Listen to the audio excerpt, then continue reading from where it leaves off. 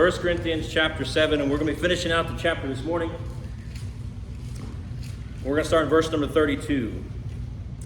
Paul writes, he said, "But I would have you without carefulness. He that is unmarried careth for the things that belong to the Lord, how he may please the Lord.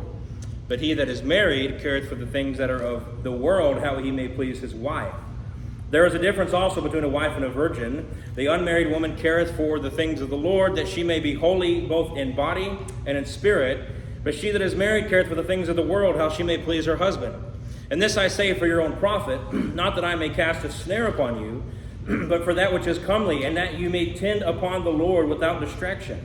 But if any man think that he behaveth himself uncomely toward his virgin, if she pass the flower of her age, and need so require, let him do what he will, he sinneth not, let them marry.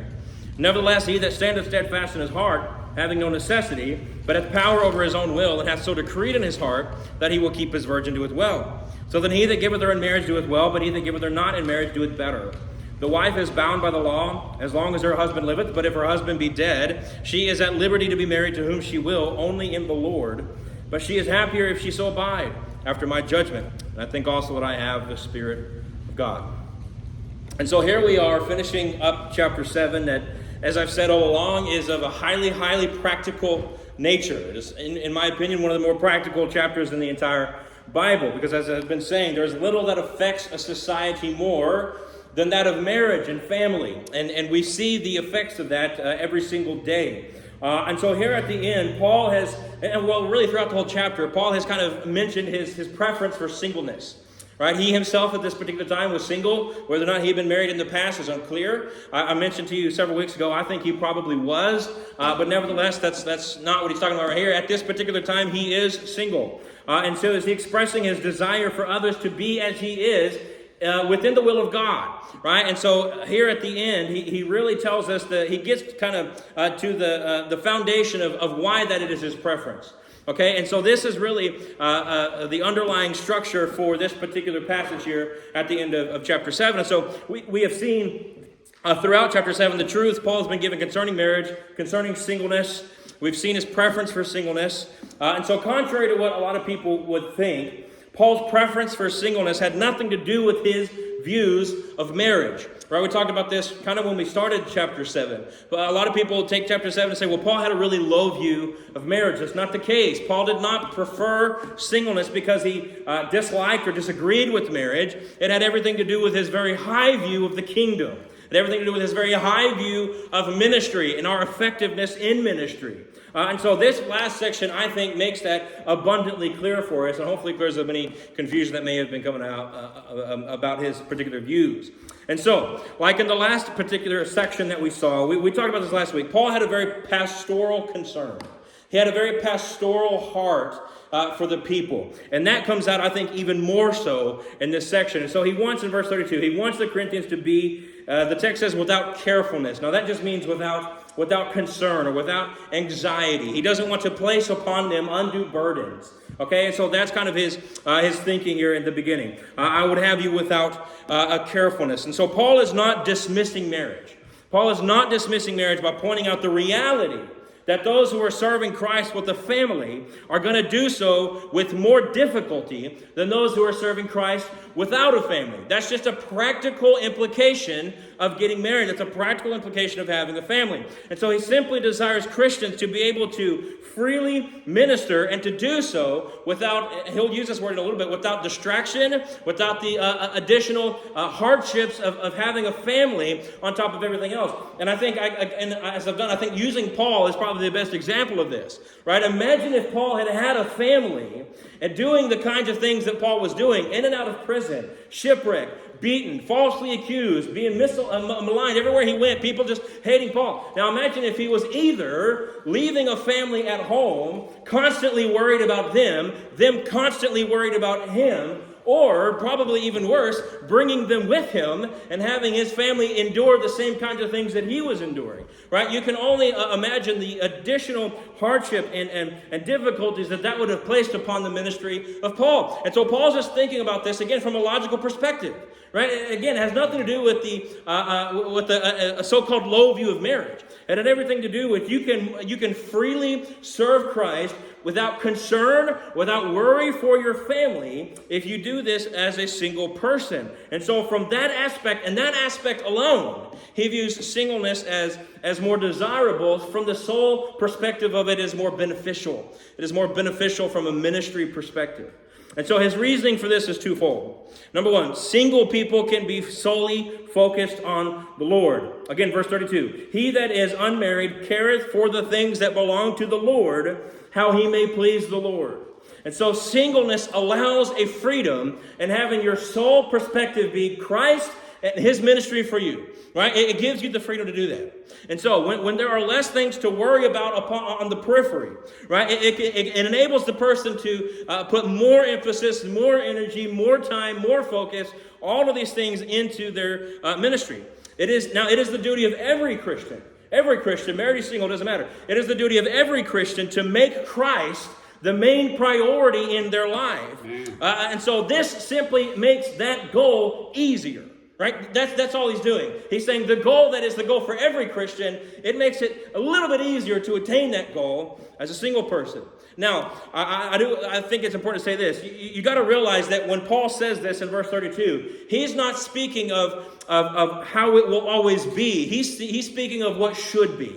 He's speaking of what should be. And so what Paul is not saying is that if you remain single as a Christian, you will just automatically be more focused on Christ. You will automatically have a sole focus towards your ministry. That's not what he's saying. He's saying that it eliminates one more distraction than a married person would face. Right? And this isn't, he's saying, you don't need to get the idea that if I just don't get married, that it'll eliminate every distraction possible and I can just be singularly focused on the Lord. It's not something that just automatically takes place. And so he's speaking of what should be, not necessarily of what will naturally take place. And so what it does is it eliminates potential distractions. That's what it does. Eliminates potential distractions. And so Paul here, what is he doing? He's speaking of the potential of the single person to be more effective in the cause of Christ, not the absoluteness of their effectiveness. Okay, so we need to make sure that when we talk about this, I don't want to give anybody the wrong impression, right? Don't get married. Everything's simple. Everything's easy. You'll never have distraction. That's not what he's saying. He's just saying you'll have less distraction than you would otherwise. And so that single people can be solely focused on the Lord. And then verse 33 is the flip of this. Married people care for the things of the world. Now let me explain that as well. So verse 33. But he that is married careth for the things that are of the world, how he may please his wife. Paul is not equating marriage with worldliness. That's not what he's doing. Right? He's bringing marriage into the context of what we talked about at the end of last week's sermon. Right? And so verse 31, we talked about last week. And they that use this world as not abusing it, for the fashion of this world passeth away. We talked about how marriage is a temporary aspect. Marriage is not an eternal thing. We're not married in heaven. And so marriage in this particular fashion is like the things of the world in that it too passes away upon your death, right? You no longer remain married. And so he's not equating marriage with worldliness. That's not what he's saying. And so unlike the single person who cares for the things of the Lord, the unmarried person cares for the things of the world. And so, okay, again, putting that in the context here of what he's talking about. So, whereas the single person can devote more attention to pleasing the Lord, the married person must, now get this, the married person must devote a good amount of attention to pleasing his wife or his family or his spouse, whatever. And so, again, being married does, or rather being a Christian does not give you the liberty to negate or neglect your wife for the ministry, right? You don't get to do that. Right? Paul spent a good amount of time at the beginning of chapter 7 talking about the unity in the marriage and the things that ought to be there. Right? You don't get to just say, well, God has called me into this ministry, so, I don't know what I'm going to do with you guys. I'm going to totally neglect you, and I'm going to spend all my time dealing with the ministry. No, that is not how things are to be if you are married. And here's the sad thing. I've seen this take place. Right? Probably most of us can think of a pastor or somebody in ministry who has done this, has neglected their family, right? And has spent way too much time focused on, and here's the thing, if you want to do that, you should have done that as a single person. Mm-hmm. You can't do that as a married person because now you're adding sins on top of other issues, right? You cannot neglect your family. That's why I mentioned, I don't remember last week, the week before, right? My family is outside of Christ, my main priority. They are. The church is a priority, but my family is my main priority, and that's the way Scripture says it ought to be. Right? And so you have to keep that in mind. And so when that is the case, when you are doing that, then what does that do? That means that there are things that I've got to worry about my family. There are times I need to spend time with my family. I might not be able to go do some ministry things that I might be able to do otherwise because there are things I'm taking care of on the family front. And that's just how it has to be. And so again, Paul says that's the context when he says they care for the things that are of the world, how he may please his wife. You have to take care of your family. Right? And Paul talks about this in some of the other books. Right? The man who doesn't do this, the man who doesn't take care of his family, he's worse than an infidel. Right? That's what Paul says in other places. So you must take care of your family. Not that it's just, it should be high up there. No, you must do this. Right? And so that it takes away some of the times that you could be spending in a ministry. And so it is not a bad thing. It's not a wrong thing, but it is certainly true that there are times it could keep you from doing more. Right? And so that's all he's saying. And so real quick, if you want to, but turn back to Luke chapter 14. Jesus gives a parable that I will fully agree that it is not within the same context of what Paul is speaking of, but it does give a truth that is very similar to what Paul is speaking of here. Luke chapter 14, Jesus is giving a parable here. In verse 15, it says, And when one of them that sat at meat with him heard these things, he said unto him, Blessed is he that shall eat bread in the kingdom of God. And then he said unto him, A certain man made a great supper, and bade many. And he sent his servants at supper time to say to them that were bidden, Come, for all things are now ready. And they all with one consent began to make excuse. The first said unto him, I have bought a piece of ground, and I must needs go and see it. I pray thee have me excused. Another said, I have bought 5 yoke of oxen, and I go to prove them. I pray thee have me excused. And look at verse 20. And another said, I have married a wife, and therefore I cannot come. Right? Now what Jesus is talking about here in this parable is not the ministry per se. But what the truth that he's giving is that marriage or family can potentially lay upon you burdens that keep you from doing other things. Right? And so that's what Jesus was talking about, and that very well fits in with what Paul is talking about here. And so again, I go back to what I said at the beginning. Paul's sole focus is the kingdom and ministry, and he desires others to be focused on the kingdom and on ministry. And so a marriage and a family does place barriers that you would not be able to be as involved as you would be otherwise. Now, as he typically does in this chapter, Paul gives the reverse as true as well. Just like a man can be more devoted to Christ as single, so too can a single woman be holy both in body and in spirit, meaning consecrated or separated both physically and spiritually for the cause of Christ, unlike the married woman who, like the man, must spend time concerned with pleasing her husband. All right, and so again, Paul just follows the same pattern that he's done throughout the whole chapter here. And so, just to make sure that his words would not be twisted here, Paul says this. He says, In this I speak for your own profit, not that I may cast a snare upon you. Right? I speak this for your profit. I'm not trying to trap you here. I'm not trying to burden you here. I'm trying to lift you out of burden. And so as we've said many times, Paul's desire was both pastoral and it was ministry focused. And so there's two guiding principles for Paul here. Because he loved the Lord, because Paul so loved the Lord, he wanted them to have as strong a ministry as possible. Because he loved the Lord, he wanted a strong ministry for himself, and he understood the need for all individual Christians to have as strong a ministry as possible. But he also loved the people. And so because he loved the people, he wanted their ministry to be devoid as of many problems as possible. In other words, Paul says you need to be involved. You've got to be in the ministry. You've got to be serving Christ. Because we love the Lord, that is our calling, that is our duty. But also because I love you so much, I don't want you to face all the difficulties that could potentially be faced in a ministry. And so I give you this as advice, not because I'm trying to trap you, not because I'm trying to keep you from being married if that's God's will for your life, but I'm simply trying to keep you from potential problems that you might face in your ministry that you would not have faced otherwise. And so his concern comes because of his love for the Lord, and his concern comes because of his love for the people of Corinth. Not just them, but all Christians everywhere. And so he wasn't trying to tell anyone not to get married. Remember, this whole section is about the betrothed, right? We talked about that last week. This whole section is about the betrothed, but simply encouraging them not to be pressured into doing something that God has not called them to do, right? And I think, societally speaking, I think we still face this today. Right? Obviously, for most people, the norm is marriage. Right? That's the norm. You get married, you have a family, you have children, you raise those children. That is the norm, and that has become the expectation.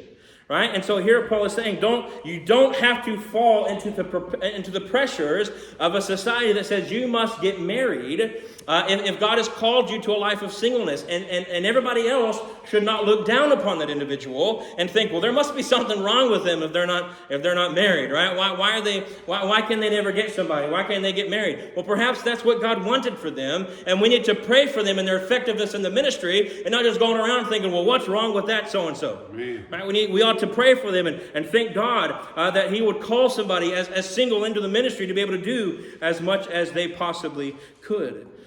And so he wanted to help those who were single to see their singleness for what it was. And what it was freedom.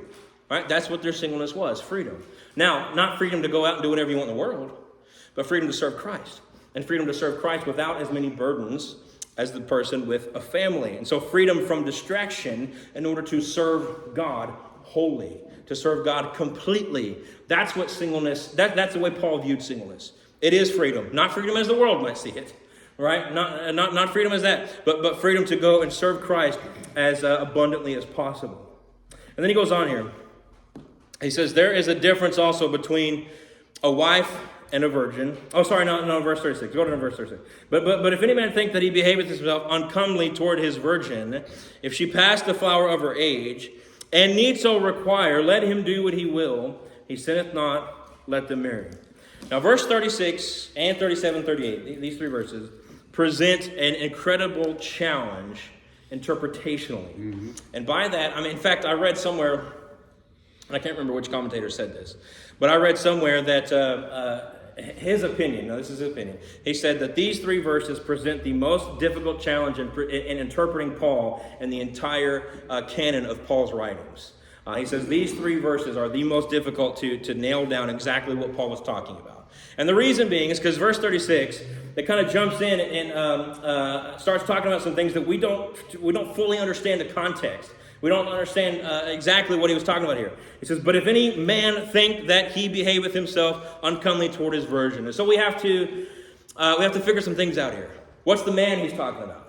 What exactly is the context for the word virgin? Now, I used this earlier, and we talked about this, that in my opinion, and many people agree with this, that virgin here is simply that. It means exactly that. Now, the Greek word does mean exactly that. But in this context, it seems that Paul is talking about young, unmarried girls, potentially an engaged girl, but one who is not married. But who's the man, right? Who's the girl here? And then at the end of verse 36, it says, let them marry. What's the context for them? Is the context for them the man and the girl? Because that matters. That matters interpretationally for who the man is. And so there's a lot of things going on here. Now, I will tell you this. There's three main ideas that have evolved over what exactly Paul is discussing here. One of them I'm not even going to bring up because it doesn't fit. It contradicts things that Paul says earlier. And it's just, I don't see it as even possible as an interpretation here. And so the other two says this, that the first one says that this is about fathers deciding whether or not to give their daughters in marriage. And so in that view, if any man, at the beginning of verse 36, the man being the father, decide that he has behaved uncomely toward his virgin, his daughter, and then at the end of the verse, let them marry, the them obviously doesn't speak about he and his daughter, but the them just kind of introduces as a given the girl and her husband or her engaged, her betrothed, her fiance. And so the them there is just kind of a given that you would understand that contextually it's talking about the daughter and another man, not the he from earlier in the verse. Okay, so that does present some problems contextually because the them has no context then other than an inferred context, which that is possible. And so the second one says that this is about a man deciding whether or not to continue with his engagement and marry his fiancée. And so in this particular case, the he at the beginning of the verse is not a father, but it is the girl's fiance, and he's trying to decide, we're engaged, should we continue in this? Should we get married? Or should we break the engagement and live as a single couple, or not a single couple, but live as single? And so the plain reading of the text most certainly indicates a father and a daughter. right? That's the plain reading. That's the way you would read this. But as we've already mentioned, this section is about those who are betrothed. And so that does seem to indicate something else. But I will say this.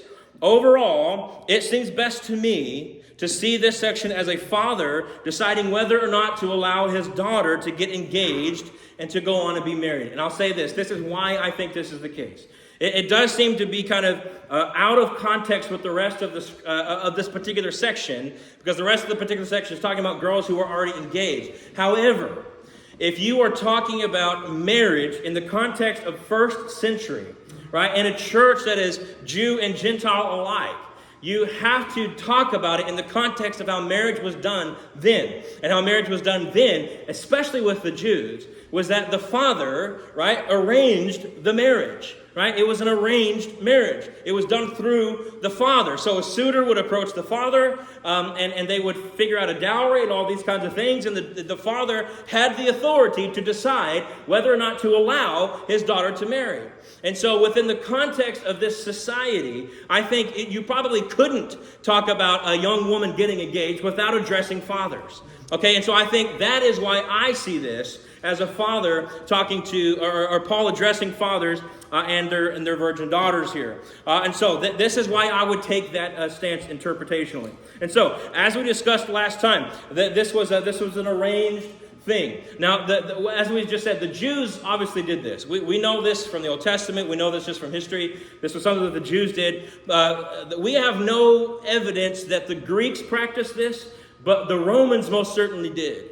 And so Corinth was a Greek city, but Corinth was a Greek city who was now under Roman control, right? And so they had both Greek and Roman influences in the city of Corinth. And so we have every reason to believe that this church, again, full of Jew and Gentile alike, would have had the practice of arranged marriages as at least the majority of the people in that particular church practicing that form of marriage. And so again, from that standpoint, I think it would almost become necessary for Paul to address fathers if you're going to talk about young women getting married. And so this is the stance that I take then. And so at the beginning of verse 36, he says, if any man think that he behaveth uncomely toward his virgin. To be uncomely just means to be unseemly. Right? You're doing something that really shouldn't be done. Not necessarily sinful, but something that it shouldn't be done that way. And so the thought is the man was acting uncomely by not allowing his daughter to marry once she was past the marriable age. Okay? And so there he says, uncomely towards his virgin if she passed the flower of her age and need so required. And so he has a daughter, and there's debates upon what age this would be. Right? We know that they did marry significantly younger back then. But there's debates about, what the specific age is. I don't think that's necessary to get into that. And so once she is of marriageable age, here's the situation. The father's sitting there thinking, I don't know if I want to get married. And then here you have Paul talking about the advantages of singleness, right? And that could influence a man to say, you're just not going to get married. I'm not allowing. And so beyond that, you have the thinking of the Corinthians, which we've been dealing with this entire chapter of this asceticism, this idea that we can get married, but there can be no intimacy, right? There can be no physical aspect of that, and so you had some thinking, well, there's no need in getting married, not even because they're focused on ministry, but because they see this as some kind of spiritual thing, and so you have all this affecting the thinking of the fathers. Right, and so Paul here is addressing them. So what do? You have a daughter who's of the age that she can get married. Should you let her? Should you let her get married? And so again, you can understand the concern here from the father's standpoint.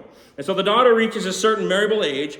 They desire to be married. I believe that's what it means there when he says, and need so require. In other words, the daughter is of the age. She desires to get married. She wants to get married. This isn't something he's forcing upon her. She wants to get married. And so the father starts to think that he's not acting fairly.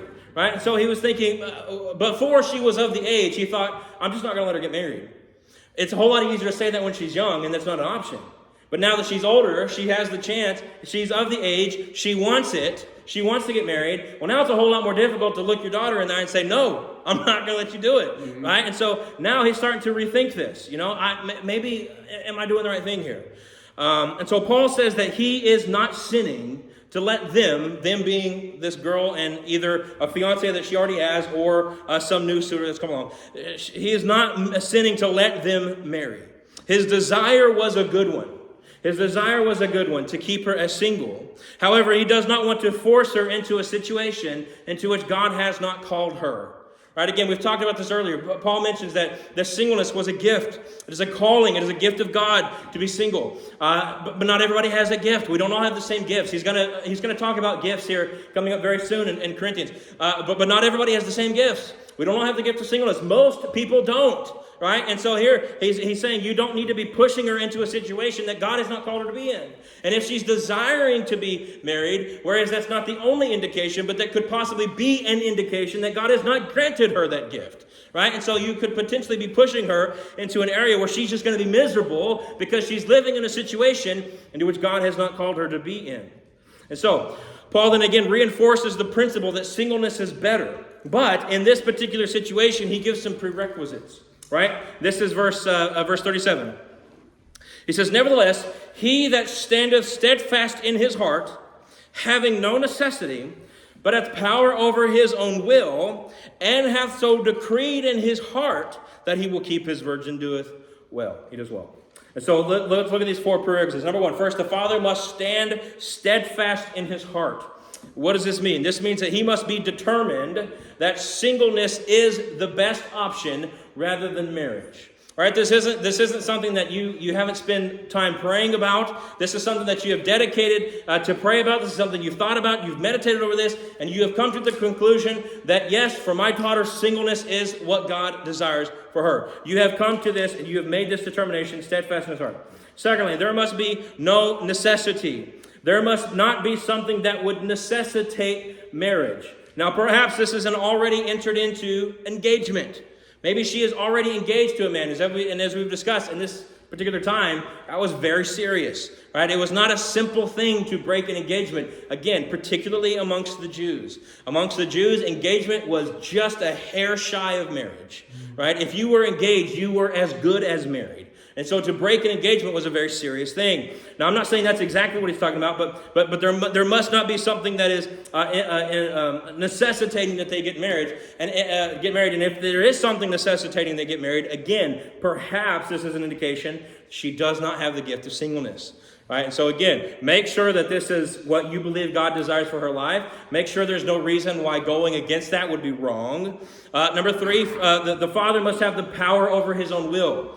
All that means is he needs to be the one to have the authority to make that decision. In other words, this probably is not the only case wherein this would be applicable. But Paul has already mentioned slaves in this own chapter. We know that slaves were very prevalent in the society of Corinth. A third of the people were slaves. Another third were slaves at one point, had now been freed. And so if he didn't have the power over his own will, perhaps this was a slave father. He did not have the authority in that society to decide whether or not his daughter would get married. That was his master's authority to do that. All right, so you have to first make sure that this is what God wants. Second, that there's nothing necessitating marriage. Third, that you have the authority to make this decision. And then fourth, the father must have decreed in his heart that he will keep his virgin. Again, it's very much in line with the first. But the first one, you have determined that this is the right thing to do. And then the last one basically says, and now you have determined to do it. Right? And so again, these are very closely related, but they're different. There's one thing to determine that something is good and right. There's a whole other thing to determine, okay, that's what I'm going to do. Right? And so there's a slight separation there between the first and the fourth.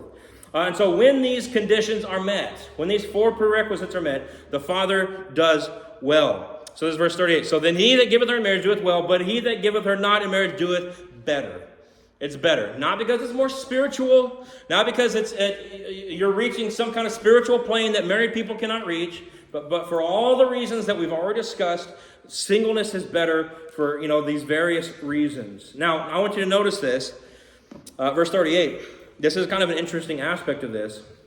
Notice that the options are good and better. Good and better. They are not right and wrong. They are good and better, indicating that neither is sin. Neither is sin.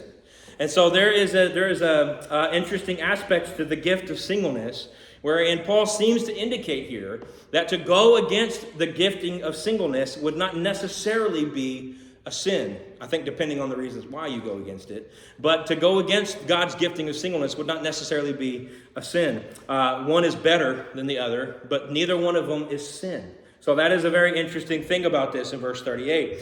So this is not a matter of sin. It is a matter of serving God more fully and with more ease. Right? More fully and with more ease. So I ask the question, what do we do with this today? What do we do with this kind of thing today? As parents, I think we should guide our children based not on societal norms, but based upon the will of God. We don't let society dictate what we do with our kids. We pray, we seek the will of God, and we raise them accordingly. And so as much as we may think it's better or even easier for our kids to grow up and to get married and to have a family, we cannot allow what society dictates as the best option. All right, and until I really started doing this study, I can tell you this: I've never not pictured my children to get, to grow old and get a family. I've never pictured my kids to grow up and remain single. That's never been a thought in my mind. But as I've gone through this, I've had to kind of reorient my thinking and say, God, if that be your will, then I don't want anything else. Mm-hmm.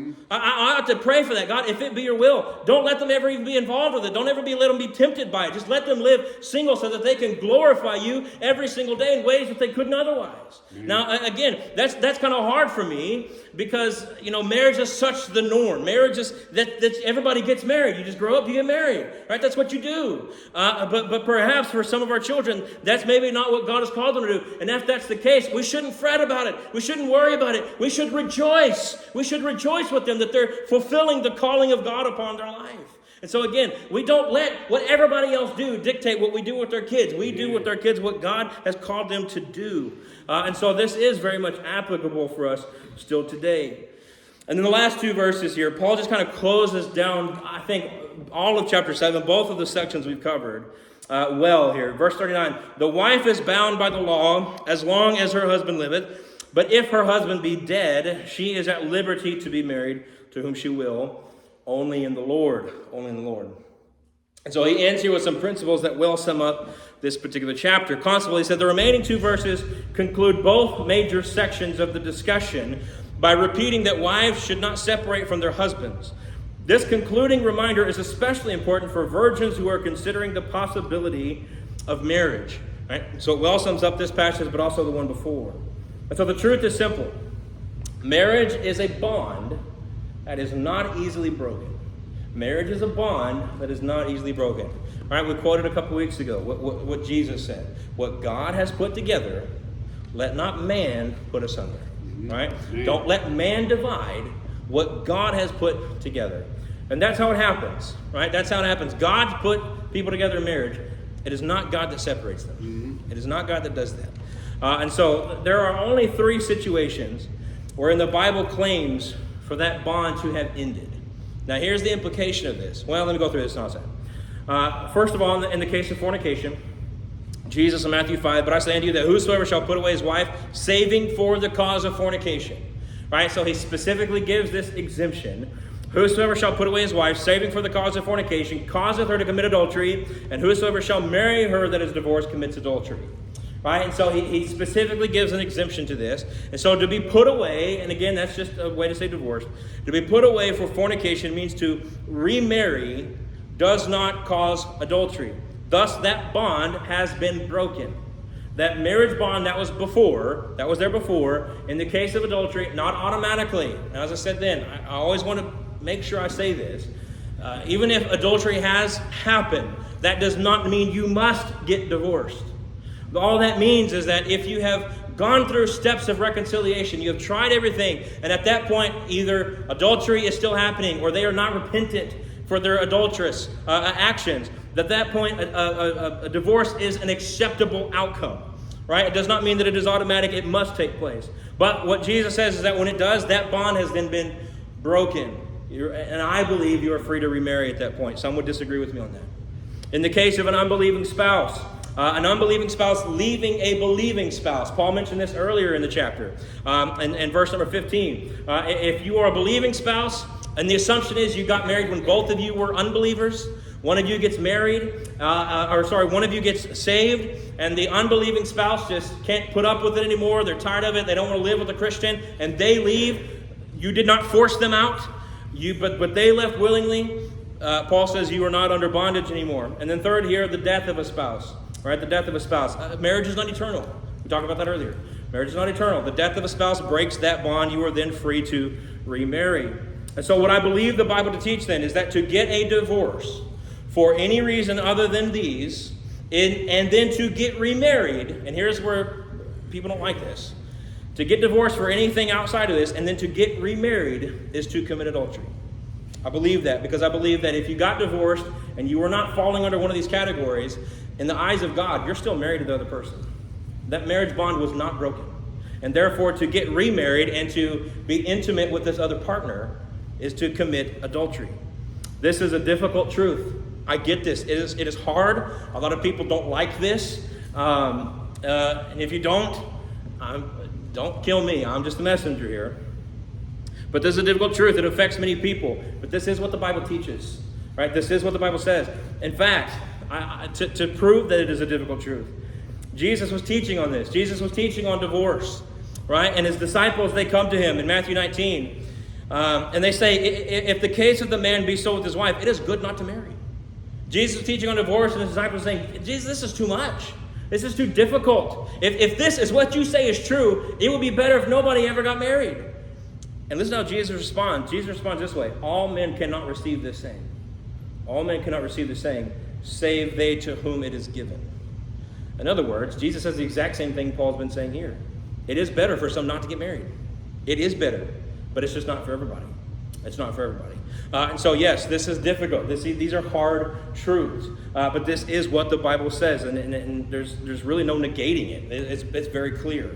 And so in this particular case, the woman, her husband dies. She then is free to remarry to whom she will. But he says this, only in the Lord. Only in the Lord. And so the widow's free to remarry, but the bond is broken, but only if she remarries in the Lord. Now, there are two thoughts on this. The most natural reading of this is the command that you must only marry a Christian. And I'll just tell you right there, I think that's what it's saying. Right? It's saying to marry in the Lord, marry a Christian. Don't marry a non-believer. Now, there are some who say that to marry in the Lord means not that they're telling them who to marry, but that if you are in the Lord, you are acting like a Christian. So when Paul says marry in the Lord, he's telling them you need to get married and just use wisdom when you're getting married. Act like a Christian. Do what a Christian would do. And I would say that is the different way to say the same thing. Because if you're acting like a Christian and doing what a Christian would do, Paul in just a couple of chapters are going to tell them do not be unequally yoked. Right? And so if you're acting like a Christian and doing what a Christian must do, then in effect, what you're telling them is only marry a believer. Right? So I think it's just different ways to say the exact same thing. And so here again, you are free to remarry only in the Lord. But as Paul has been saying all along, she is happier if she so abide. She would do well to stay single. That's what he says. And so she would be happier here. For all the reasons already laid out, the widow would be better off remaining single. Right? Just serve the Lord is what Paul says. In conclusion here, and it's just fitting that we would have one more of these. We've already had a couple of them in this chapter. But here Paul says, she'd be happier if she so abide after my judgment. And I think also that I have the Spirit of God. Again, you have another one of these phrases that people turn to and see. You see here, Paul, he's saying it's not necessarily inspired scripture. Now, to say I think here, when Paul says I think, is not to say that Paul is unsure. He's not saying, it could be either way. Maybe I have the Spirit, maybe I don't. That's not what he's saying. He's simply being modest. I'll quote Garland here. He says the I too, or the I think here, implies no less than others. No less than others. And we may take this as a hint that someone in Corinth also appealed to the Spirit. His conclusion may poke at the ascetic idealists who have been a doctrinaire in asserting their views about celibacy. And so he says, essentially, this is what Paul is saying. If you think you have the Spirit, remember that I too have the Spirit. Right? And so again, remember this whole section is in response to a letter that Paul had received from the Corinthians. And so Garland is asserting here that probably someone in that letter said, well, listen, we're speaking with the Spirit here, Paul, and we think it is good not to touch a woman. We think all these other things. We think you can be in a marriage and not have any physical contact. We think all these things, and we think these are spiritual things, and we have the Spirit. And so here he says, Paul is responding and saying, listen, what you're saying is not true, and by the way, I've also got the Spirit. All right? And so he's saying, Paul is kind of almost sarcastically responding to the letter. Now, as I've said all along, there is little else that will practically guide us more than a proper view of marriage and family. The Bible is sufficient. The Bible is sufficient to guide us in all areas of rule and practice in the religion, faith, or the faith of our religion, in the Christian faith. The Bible is sufficient on this. We don't have to sit there and wonder, does the Bible speak to this issue? Even if it doesn't specifically, in principle it does. You will find some biblical principle to guide us in everything, and marriage and family is no different. And so so the question is not, does the Bible speak to an issue? It's, can we correctly interpret what it says and willfully apply it to our life? That's the only question we ought to be asking. And so the Bible is clear on this. And so what God desires is for some to be single and to live as fully for Him as in their singleness as possible. For others, it is to get married, it is to stay married, and it is to live fully for Him in their marriage as possible. Right? That's what Paul desires. That's the clear instruction of Scripture. And so I'll close with what Paul said in verse 24. Paul said, "Let every man wherein he is called, therein abide with God." If you're married, stay married. Have a strong family. Do not let your family stand in the way of your ministry for Christ. Live fully for Christ. If you're single, let the distractions be gone. Live fully for Christ. Do all, as the Scriptures say, for the glory of God.